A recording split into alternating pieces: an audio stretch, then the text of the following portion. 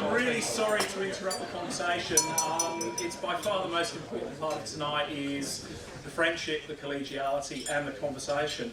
So I'm Iain Martin. As Fethi said, I'm Deakin's Vice-Chancellor and I'm hugely privileged to hold this role, which I've had for about 3 years, of which 2 and a bit have been probably the most interesting time in higher education for a long time. So, as someone said to me the other day, it wasn't quite what it said on the tin. Timing is everything. Absolutely, and I got it wrong. So, absolute welcome to our Deakin downtown campus, and much as Fethi has acknowledged, we are on the traditional lands of the Wurundjeri people, and I too acknowledge their relationship with this land for millennia and everything that they've brought to our country, and it is really important for us as a university that we both recognise that long-standing relationship, but also play our part in building the future of the nation that fully recognises both histories of this country. I've got a long list of acknowledgements here, and I'm coming back to Fethi's comment around everybody is important here. And the danger for me is if I miss somebody, I'm in trouble. And also I could spend the entire evening reading through the list of dignitaries that we have in the room. But I would want to thank everybody so much for coming. Acknowledge that many of those dignitaries hold big L leadership roles in our community. But there are many not on that list who hold little L leadership roles who make a huge difference out there day to day in their communities, and I think that is probably almost more important. So I acknowledge all our distinguished guests. Thank you so much for taking time out of very busy diaries to be with us here tonight. But I will pull out the Consulate General of Sri Lanka, and just to say our thoughts are very much with you, for you and your friends back in Sri Lanka at this difficult time, and hope that things do settle down very quickly. It is a wonderful country. I've got some great friends there, and we really do hope that those challenges fade into the rearview mirror very, very quickly indeed. We've got some wonderful panellists this evening, George, Sumaya and Dan. We're really looking forward to the conversation. This Iftar dinner is a partnership between Deakin and the Australian Intercultural Society, and that relationship has been really productive for Deakin. The Australian Intercultural Society has been enormously infective. That tells something about the last 2 years. Effective in establishing, promoting intercultural dialogue.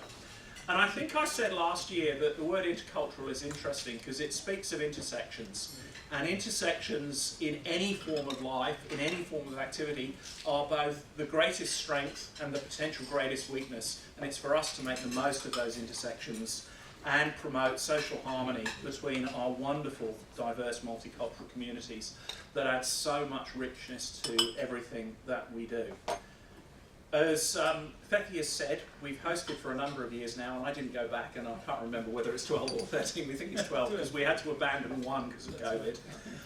This dinner has played an important role in bringing people together to share in collegiality, friendship, discussion, and most importantly, food at the end of another day at Ramadan. There is no doubt that those differences that we see at the moment are often portrayed as challenges and difficulties for society. We see the conversations about hostility and violence, but at the same time, I look across what I've seen over a very privileged university career, travelled a great deal, and from those differences, you're struck with what they each bring, but at the same time, you're always struck every time you travel, there is far more that's in common that joins us together than ever separates us.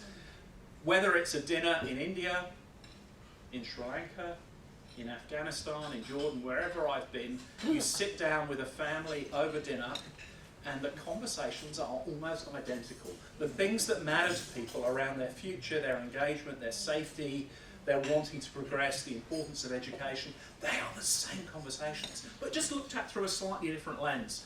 And I think it is just really important we can continue to remember that we're different and the same all at the same time.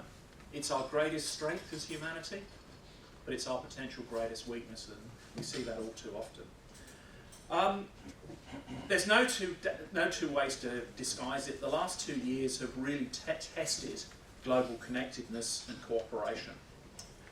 We've seen the very best of global cooperation with the development of vaccines, intervention, testing for COVID-19, and we've seen the very worst of insularity, playing out differences and saying we are better because we are different.